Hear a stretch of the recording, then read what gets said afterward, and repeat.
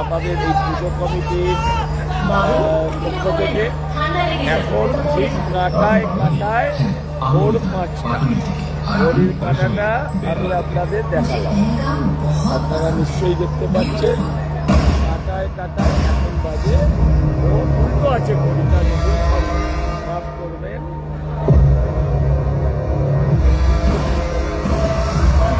কাটায় ঠিক 5টা বাজে আমি আপনাদের দেখাবো এই মুহূর্তে আমাদের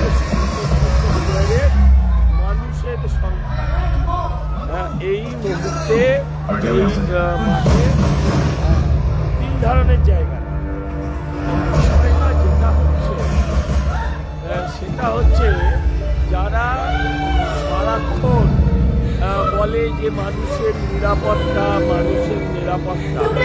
আজকে অন্য দিনের তুলনায় দেরিতে গেছে। অন্যদিন কখনো আমরা দেখিয়েছি রাত্রি 1টার আগে মোটামুটি ওরা চলে গেছে 2.5 মধ্যে। আজকে একটু আগে 8 ঘন্টা আগে তাদের স্ট্যান্ড ডাউন হয়ে গেছে। মাঠে আমাদের নিশ্চয়ই দেখতে পাচ্ছেন এখনো যে ভিড় ছিল পারবো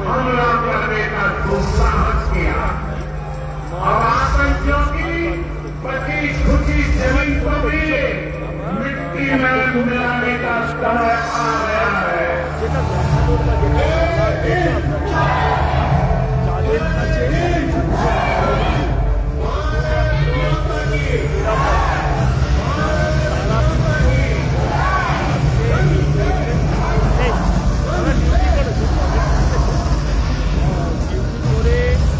হয়রানও করেছেন, উপকারের থেকে অপকারে বেশি লেগেছে, কিন্তু আলটিমেটলি তারা মানুষকে আটকাতে পারে।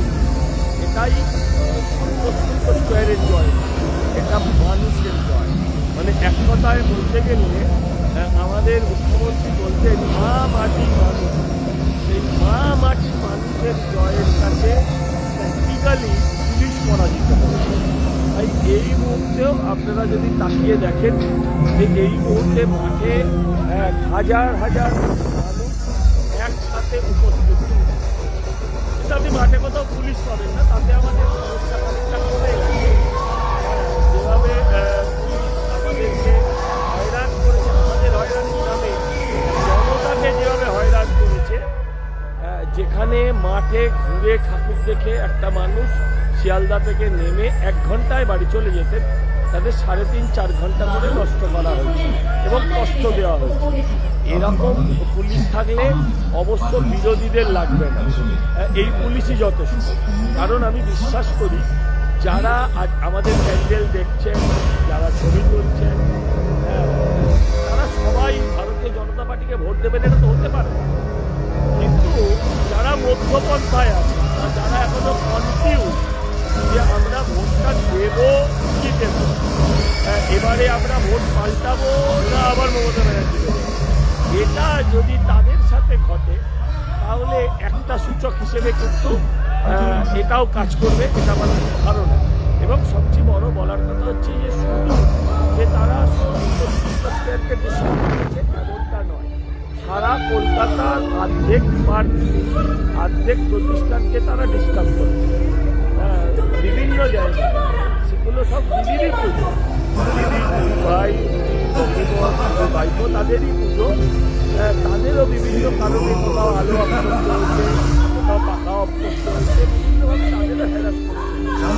তাই আমি এই কারণে করা যে লাখ মানুষ আছে মা দুর্গার কৃপায়, এখানে এই মুহূর্তে পুলিশ নেই, শান্তিপূর্ণ আছে। তাই আমি অনুরোধ করব মানুষকে এইভাবে হয়রান করালে তার ফল কখনোই ভালো হয় না। সেটা এই পুলিশ অফিসাররা হয়তো বুঝবে না, মমতা বন্দ্যোপাধ্যায়কে সন্তুষ্ট করার জন্য চালিয়ে যাবে।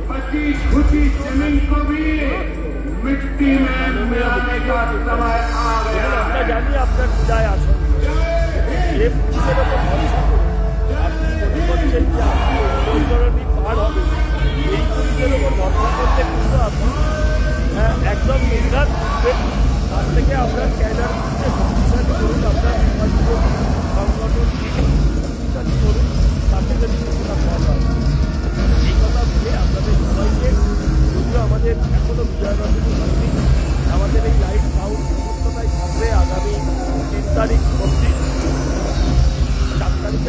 আমন্ত্রণ, আপনাদের সবাইকে আমন্ত্রণ জানিয়ে বিজয় আর শুভেচ্ছা জানিয়ে আমি আপাতত এখানেই আমার লাইভটা শেষ করলাম। ধন্যবাদ।